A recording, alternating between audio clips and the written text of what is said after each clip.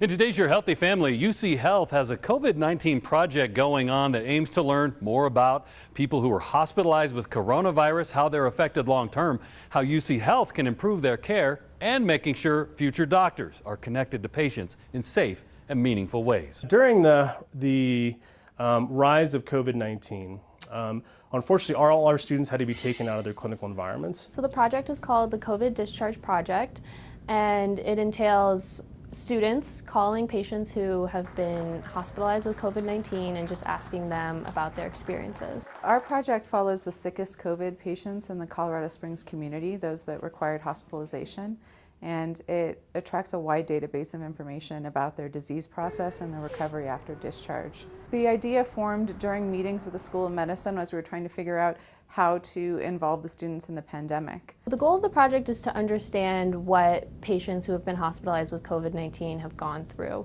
We want to know if we supported them well while they were in the hospital, if we prepared them well for when they went home, and we want to know what we can be doing better. One of the goals of the project actually is to really make sure that patients understood the discharge process and are getting the resources they need. But the other goals that we have are to understand what it means to be a patient with COVID-19, how that affects them personally with their health, how it affects them financially, how that affects their emotional well-being, which I think is equally important, and to use that information to actually improve the discharge process. One student worked with our psychiatry team in order to get together a collection of mental health resources in the community for our COVID patients.